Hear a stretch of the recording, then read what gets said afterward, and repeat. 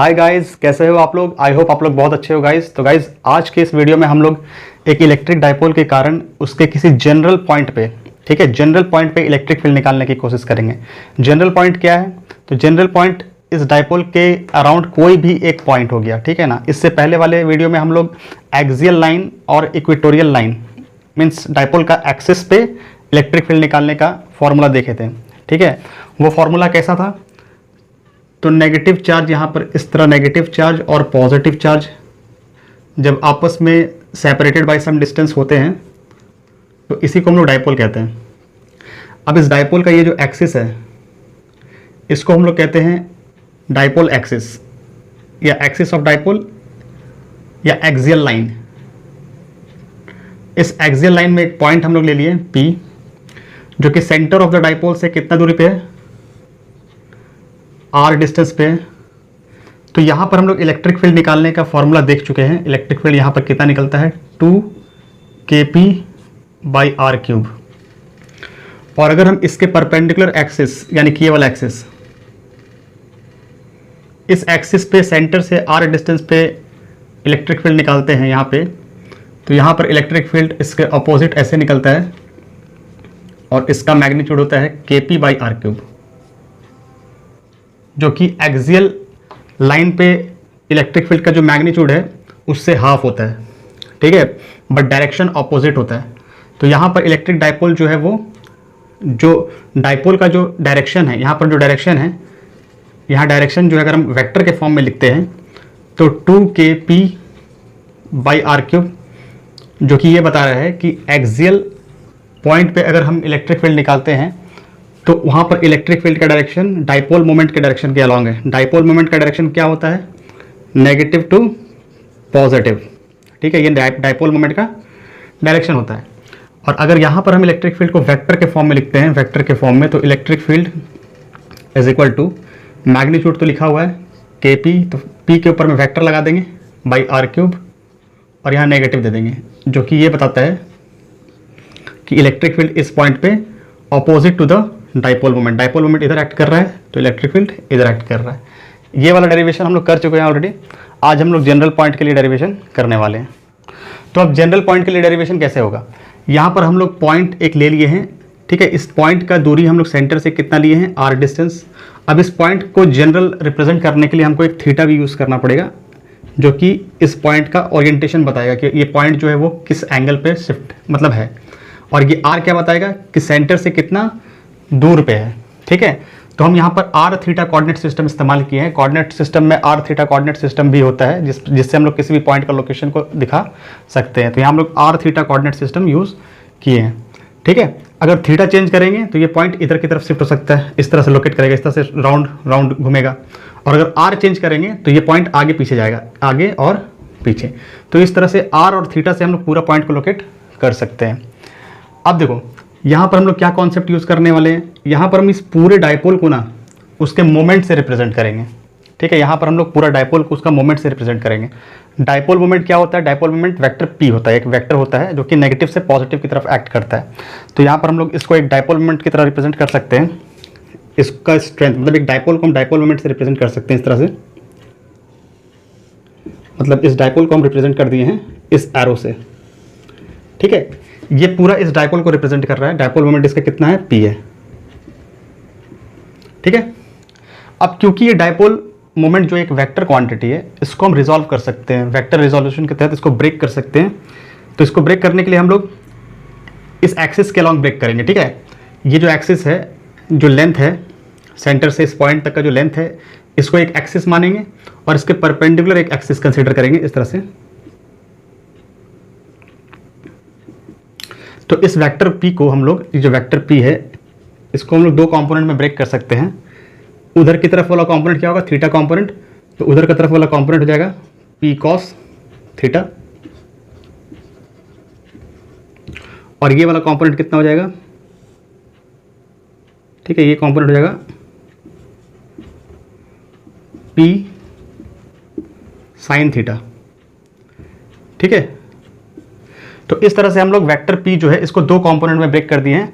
एक हो गया P cos थीटा और दूसरा हो गया P sin थीटा, ठीक है ना। एक बार क्लियरली इसको इंडिकेट कर देते हैं, ये है पी कॉस थीटा और ये हो गया पी साइन थीटा। अब हमको मेन डाइपोल मोमेंट पी को भूल जाना है क्योंकि वो दो पार्ट में टूट चुका है। अब देखो, अब ये जो पॉइंट है, इस पॉइंट से ये जो लाइन, ये जो दिख रही है पॉइंट जो है, इस पॉइंट के लिए ये वाला जो डाइपोल मोमेंट है पी कॉस थीटा, ये एक तरह से एक्सियल पॉइंट की तरह बिहेव कर रहा है। और इसी पॉइंट के लिए ये वाला डाइपोल मोमेंट, देखो तो इस डाइपोल मोमेंट के लिए ये वाला पॉइंट इक्वेटोरियल पॉइंट बिहेव कर रहा है। तो अगर ये वाला पी कॉस थीटा वाला डाइपोल मोमेंट को हम लेंगे तो यहाँ पर एक्सियल पॉइंट की तरह बिहेव कर रहा है, तो इसके लिए इलेक्ट्रिक फील्ड क्या होगा, बाहर की तरफ होगा। इसको हम लोग E1 से रिप्रेजेंट कर सकते हैं, ठीक है। E1 इलेक्ट्रिक फील्ड इसका दिखा देते हैं। ये किसके कारण है, पी कॉस थीटा के कारण है। यहाँ लिख सकते हैं हम लोग, here point P act as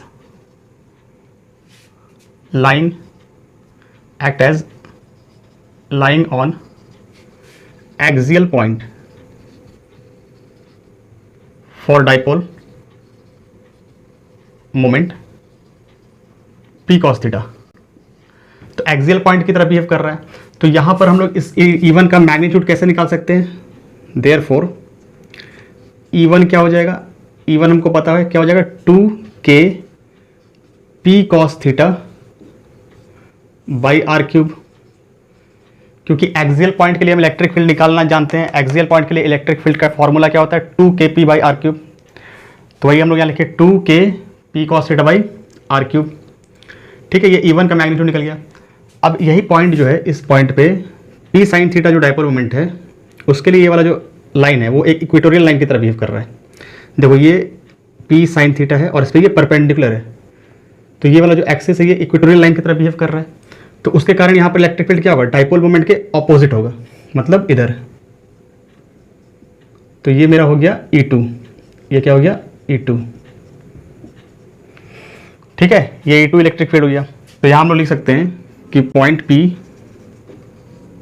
act as lying on equatorial axis for dipole moment P sine theta. P sine theta के लिए ये इक्वेटोरियल एक्सिस की तरह बिहेव कर रहा है। तो यहाँ पर इसका इलेक्ट्रिक फील्ड क्या हो जाएगा, देयरफॉर E2 क्या हो जाएगा, E2 हो जाएगा k p sine theta by are cube, ठीक है। अब इन दोनों का यहाँ resultant parallelogram law of vector addition से हम निकाल सकते हैं। इन दोनों का जो रिजल्टेंट होगा वही यहाँ पर नेट इलेक्ट्रिक फील्ड होगा, जो कि डायगोनल से रिप्रेजेंट कर सकते हैं। ये नेट इलेक्ट्रिक फील्ड है, ठीक है। अब E1 और E2 जो है वो 90 डिग्री के एंगल पे एक्ट कर रहा है, तो हम लोग इसका रिजल्टेंट निकाल सकते हैं ना। Here by parallelogram law of vector addition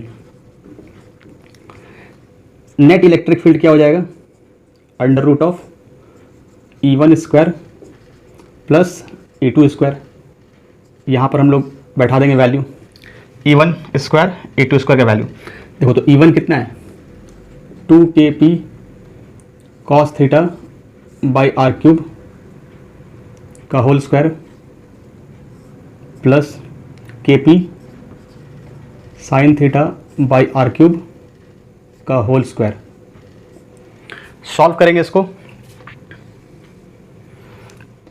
E is equal to root के अंदर में, यहाँ देखो kp cos theta by r, kp by are cube, kp by are cube square, kp by are cube square, दोनों side से common निकल सकता है। kp बाई आर क्यूब का स्क्वायर अंदर कॉमन ले लिए हैं। यहाँ क्या बच जाएगा, 2 cos थीटा का स्क्वायर बच जाएगा, 2 cos थीटा स्क्वायर, करली ब्रैकेट ले लेते हैं यहाँ पे, प्लस यहाँ पर साइन थीटा का स्क्वायर,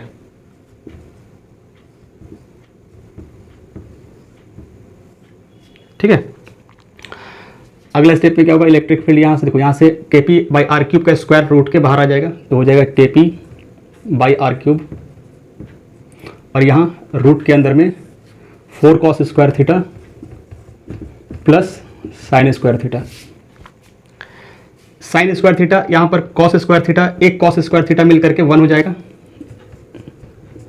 यहाँ पर देखो ये 4 कॉस स्क्वायर थीटा है प्लस साइन स्क्वायर थीटा है, तो 4 को हम यहाँ लिख सकते हैं ना, 3 cos square theta plus cos square theta plus sine square theta, ये हो गया 1, तो हो गया 3 cos square theta plus 1, cos square theta plus sine square theta 1 आता है। तो इसको हम रिप्लेस कर सकते हैं, ये सॉल्व हो गया। तो क्या लिख सकते हैं finally, KP by are cube root हो गया 3 cos square theta plus 1, this is the final magnitude of net electric field. ये यहाँ पर नेट इलेक्ट्रिक फील्ड का मैग्नीट्यूड हमको मिल गया। अब बात करते हैं इसका डायरेक्शन का। तो जो इलेक्ट्रिक फील्ड है इसका डायरेक्शन हम लोग नाप सकते हैं। देखो ये वाला, ये जो लेंथ है, ये जो सेंटर से ये जो डिस्टेंस है, इस लाइन पे, इस लाइन से ये कितना एंगल बना रहा है, तो अल्फा एंगल बना रहा है। ये अल्फा एंगल जो है यही उसका डायरेक्शन बताएगा। तो कैसे निकाल सकते हैं हम लोग, फिर यहाँ पर हम लोग राइट एंगल ट्राइंगल है यहाँ पर, तो यहाँ पर tan अल्फा ले लेंगे। tan alpha is equal to क्या हो जाएगा, देखो यहाँ पे E1 सॉरी E2, ये E2 है, ये वाला जो वेक्टर है ये E1 वेक्टर है, ये E2 है तो ये भी E2 हो जाएगा। तो E2 by E1 tan theta, tan alpha क्या होगा, P बाई B यानी कि E2 डिवाइड बाई E1, तो alpha is equal to tan inverse E2 by E1, ये हो गया एंगल। ठीक है, अल्फा पता करके हम लोग डायरेक्शन बता सकते हैं कि इलेक्ट्रिक फील्ड का डायरेक्शन इस वाले लाइन से, मतलब सेंटर से जो लेंथ है उससे कितना एंगल पे ये लाइन मतलब इलेक्ट्रिक फील्ड लग रहा है। ठीक है ना। यहाँ पर कुछ केसेस समझ सकते हैं। ये जो जनरल फार्मूला निकला है इलेक्ट्रिक फील्ड का जनरल पॉइंट पे, इसी फार्मूला में हम लोग अगर थीटा का वैल्यू एडजस्ट करेंगे तो हमको एक्सियल लाइन के लिए भी इलेक्ट्रिक फील्ड मिल सकता है और इक्वेटोरियल लाइन के लिए भी इलेक्ट्रिक फील्ड इसी फार्मूला से हमको मिल सकता है। तो चलो देखते हैं उसको। तो जैसे फॉर एक्सियल पॉइंट के लिए, मतलब डाइपोल के एक्सिस पे अगर कोई पॉइंट है, मान लो डाइपोल के एक्सिस पे हम पॉइंट ले रहे हैं, यहाँ पे ये वाला पॉइंट P यहाँ ले रहे हैं, तो उसके लिए थीटा क्या हो जाएगा, थीटा 0 हो जाएगा। थीटा क्या होगा 0, तो यहाँ अगर हम बैठाएंगे तो E एक्सियल कितना मिल जाएगा, KP by are cube root 3 cos square 0 degree plus 1, cos 0 1 होता है, तो 3 प्लस 1 4 का रूट कितना हो जाएगा 2। देखो KP बाई आर क्यूब, यहाँ क्या हो जाएगा 4 हो जाएगा ये, तो 4 का कितना हो जाएगा रूट 2 हो जाएगा, तो आ जाएगा 2 KP बाई आर क्यूब। ये E एक्सियल आ गया। ठीक है, अब देखो E इक्वेटोरियल निकालना है, मान लो हमको इक्वेटोरियल पे, इक्वेटोरियल मतलब ये वाला पॉइंट, ये वाला, यहाँ पे पॉइंट P आ जाए, तो अगर यहाँ पे पॉइंट P आ जाए तो थीटा कितना हो जाएगा 90 हो जाएगा। यहाँ के लिए थीटा कितना हो जाएगा 90। तो फॉर इक्वेटोरियल पॉइंट या पोजीशन, इक्वेटोरियल पॉइंट के लिए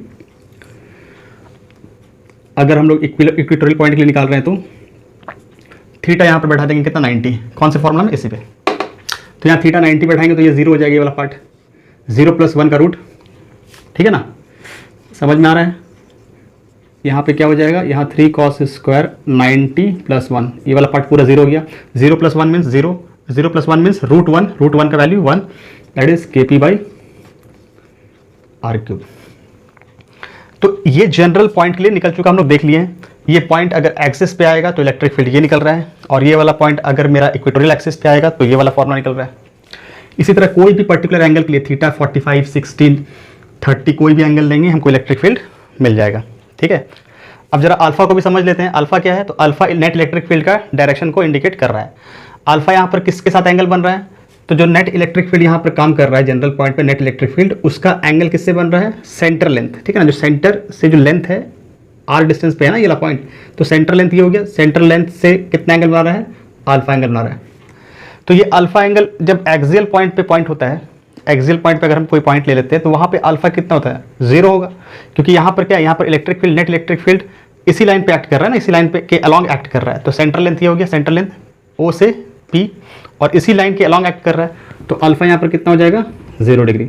इसको फॉर्मूला से भी हम समझ सकते हैं कि फॉर एक्सियल पॉइंट या एक्सियल पोजीशन के लिए अगर हम निकालेंगे तो tan अल्फा क्या होगा, E2 by E1 formula. E2 क्या है, तो E2 मेरा यहाँ पर इक्वेटोरियल कंपोनेंट, ठीक है ना। इलेक्ट्रिक फील्ड का equatorial component divide by axial component, ये इक्वेटोरियल कंपोनेंट है, ठीक है, और ये कौन सा कंपोनेंट है, एक्सियल कंपोनेंट है।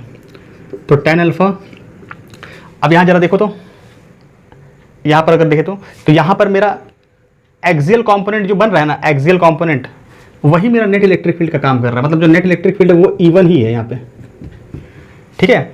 और E2 कंपोनेंट यहाँ है ही नहीं, E2 तो 0 है, तो यहाँ पर अगर हम लिखेंगे तो E2 0 है और नेट जो E1 कंपोनेंट है वही मेरा E है, तो डायरेक्ट यहाँ पर क्या हो जा रहा है 0, तो अल्फा मेरा क्या हो गया यहाँ पे 0। अगर हम इक्वेटोरियल पोजीशन के लिए निकालेंगे तो इक्वेटोरियल पोजीशन के लिए इलेक्ट्रिक फील्ड कैसे काम कर रहा है, नेट इलेक्ट्रिक फील्ड इधर काम कर रहा है, तो नेट इलेक्ट्रिक फील्ड इधर, तो net electric field centre length के साथ कितना एंगल बना रहा है 90, तो सेंटर लेंथ के साथ 90 एंगल, मतलब अल्फा यहाँ पर कितना हो गया 90 डिग्री। फॉर्मूला से भी हम निकाल सकते हैं, फॉर्मूला जरा लगा लेते हैं फॉर इक्वेटोरियल पॉइंट। तो अगर हम इक्वेटोरियल पॉइंट के लिए tan अल्फा कैलकुलेट करेंगे तो tan अल्फा क्या होगा, फॉर्मूला है E2 बाई E1। E2 क्या होता है, इक्वेटोरियल कंपोनेंट, और ये कौन सा होता है, एक्सियल कंपोनेंट। तो जरा देखो यहाँ पर इक्वेटोरियल कंपोनेंट जो है मेरा E2 वही मेरा E बन जा रहा है, और एक्सियल कंपोनेंट जो है E1 कंपोनेंट मेरा 0 है, ठीक है, क्योंकि ऊपर की तरफ कोई इलेक्ट्रिक फील्ड नहीं है, E2 ही मेरा E बन जा रहा है। तो ये कितना हो गया, E2 मेरा E बन गया और नीचे वाला पार्ट E1 जो है वो 0 है, ठीक है। तो tan अल्फा क्या हो गया, E/0 मतलब अनडिफाइंड, क्योंकि डिनोमिनेटर में 0 है, तो tan अल्फा इन्फिनिटी मतलब अल्फा कितना हो गया 90 डिग्री या π/2, ठीक है। तो इस तरह से हम किसी भी जनरल पॉइंट के लिए इलेक्ट्रिक फील्ड कैलकुलेट कर सकते हैं और अल्फा निकाल करके उसका डायरेक्शन भी कैलकुलेट कर सकते हैं। तो आई होप कि आपको ये वाला डेरिवेशन समझ में आया होगा, ये बहुत ही इंपॉर्टेंट डेरिवेशन है। अगर ये फार्मूला आप याद रखते हो तो आपको एक्सियल पॉइंट का भी फार्मूला याद रहेगा, दैट इज 2kp/r³, और इक्वेटोरियल का भी याद रहेगा, दैट इज kp/r³, ठीक है। So that was all from today's lecture, see you in the next video very soon, take care, bye bye.